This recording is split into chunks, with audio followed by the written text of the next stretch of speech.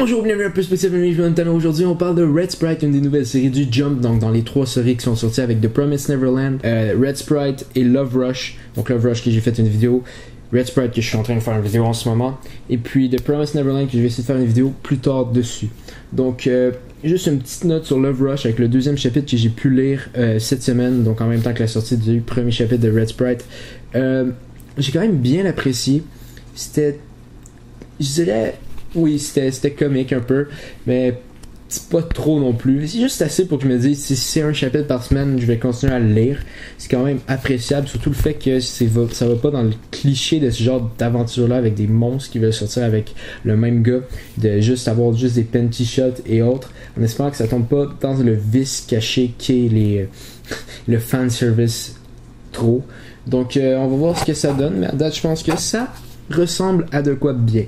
Donc Red Sprite, on va parler de cette série en ce moment. Donc, Red Sprite est une série écrite par Yaji Tomohiro. J'espère que ça se dit pas Tomohiro Yaji. J'ai aucune idée.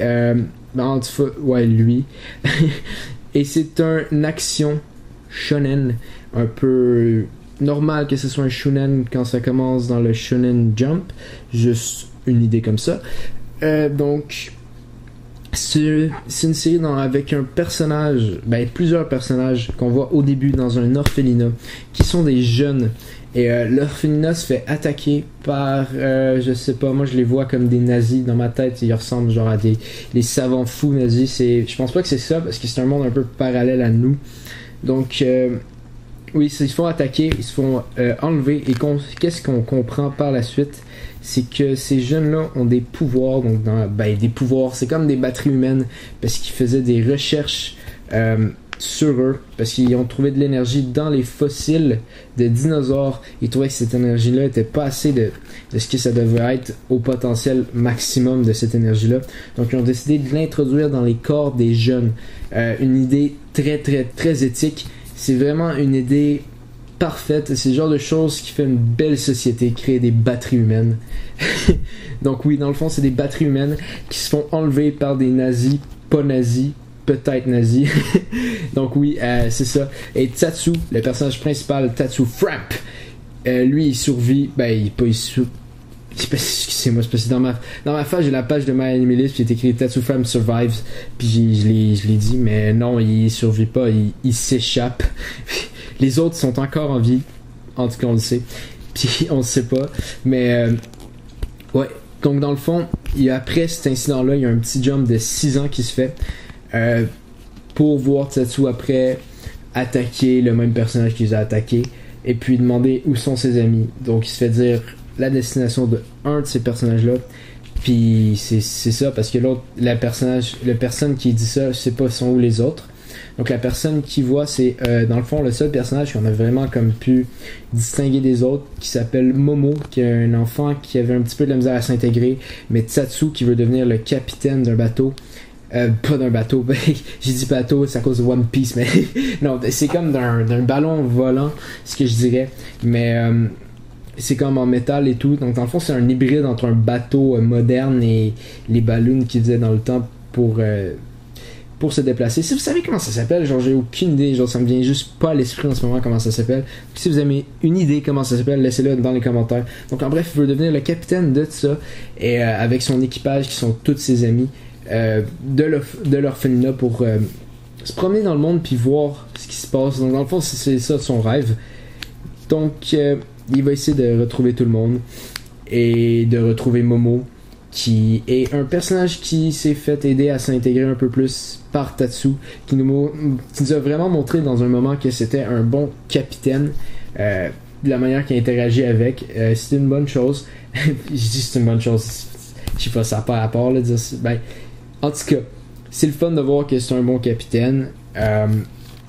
Donc j'ai quand même bien apprécié. Les dessins étaient bien. Les dessins étant... Oui, c'était bien. Les décors étaient bien. Des fois, il n'y avait pas de décor, mais c'était bien placé à des places. C'était pas au niveau Hunter x Hunter, ce que genre, tu te regardes ça, puis tu te dis genre, ouais, t'as juste dessiné des personnages, puis tu t'en foutais des décors. Ouais, il y a un moment précisément dans Hunter x Hunter que la qualité est comme, puis là, ça descend, là, c'est juste horrible. Puis là, après, ça remonte quelques chapitres plus tard, là. Ouais, vous savez tous de quoi je parle. Si vous avez lu Hunter x Hunter, période qui était juste genre, wark, je vais skipper le chapitre, puis genre, au pire, genre, arrêtez ça, c'est juste horrible. Donc, oui. En bref, non. Oui, il y a des petites affaires comme ça, mais c'est bien placé parce qu'il y en a dans tous les mangas. Donc, dans le fond, j'ai commencé à parler de ça, mais c'est pas nécessairement un point positif ni négatif. C'est juste un point comme ça. Les dessins sont bien. J'ai vraiment apprécié Red Sprite, que je trouve qu'il est une très bonne série, en tout cas, juste pour le premier chapitre.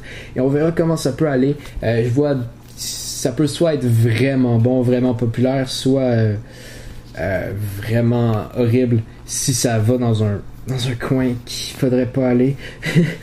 C'est un petit peu bleaché son affaire. Bon, là, je vais offusquer tous les fans de Bleach. Mais bref, bleacher est un mot que je viens d'inventer. Un verbe dont je dis que je viens d'inventer, mais j'utilise avec quelqu'un. Un de mes amis qui s'appelle Juan. Shout-out à lui. En bref. Exactement. Bleacher, qui est un verbe pour décrire l'action de continuer une série trop longtemps. Donc j'ai souvent dit que j'aimais pas Bleach, mais je trouve que Bleach, avant l'Arc Aizen, si tu prends juste ça ensemble, ça fait une série correcte. Mais quand tu rajoutes après, je trouve que ça fait juste trop en rajouter, et c'est là que ça devient une série vraiment que je relativement déteste. Je déteste, mais j'aime juste pas. Je trouve que c'est stupide d'avoir continué ça trop longtemps. Donc c'est ça en bref, le verbe bleacher. Donc j'espère que Red Sprite bleachera pas, mais je pense pas, je sais pas, j'espère.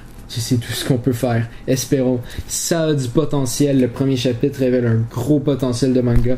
Juste à voir si ça va bien être utilisé. Et j'espère un jour pouvoir l'acheter en français. Ça veut dire que c'est correct normalement.